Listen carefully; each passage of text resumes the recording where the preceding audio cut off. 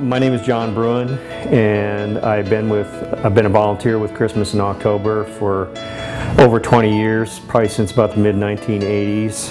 A few months ago, Christmas in October was contacted by the National Office of Rebuilding Together, of which Christmas in October in Kansas City is an affiliate. And Tom Redmond asked if I would be interested in helping to coordinate an effort that they were trying to put together to get volunteers down to Lake Charles to provide some assistance to some residents who are still living in FEMA trailers there as a result of Hurricane Rita.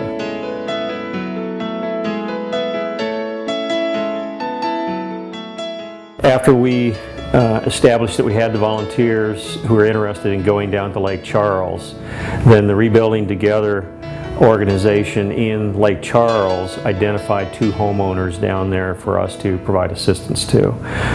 One of those homeowners was Miss Dijon, and she is a single mother living in a FEMA trailer since the storm, and her house is completely gutted, or was completely gutted when we arrived there. Some previous work had been done that needed to be taken out.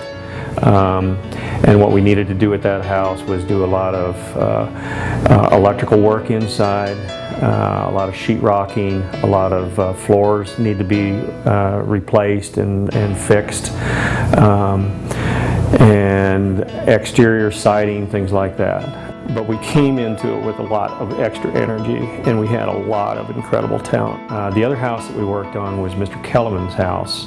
Mr. Kellerman he's a World War II vet, and he attempted to ride out the storm because he has some dogs there that he didn't want to leave. And the three things that he needed attention to was he had an outbuilding that needed to be removed, and we focused on that because we knew we had to take on the major labor efforts initially, so we got that out of the way. Then we focused in on ceiling damage. There was a lot of water damage to various ceilings, and we got focused in on that.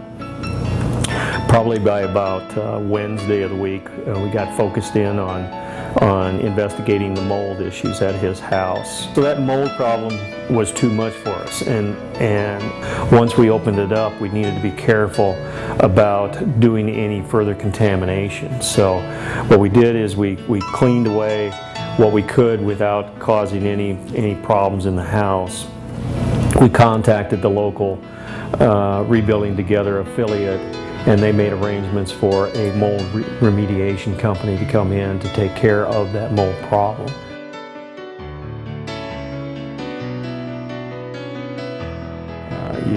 We had 30 volunteers that came together from throughout the country, from Boston, Seattle, Georgia, all over the country came together, and I don't think anybody knew anybody else coming into this experience. And it was a wide diversity of people, both ages. There was men, there was women, there were people in their 60s, there were people in their 20s, there were people, of different ethnic backgrounds. There was a person from Korea, India, and all that. By the end of the week, you would swear that everybody knew everybody else for years, So 1 week of just being in that kind of confined environment and constantly interacting with people was really a good thing. So.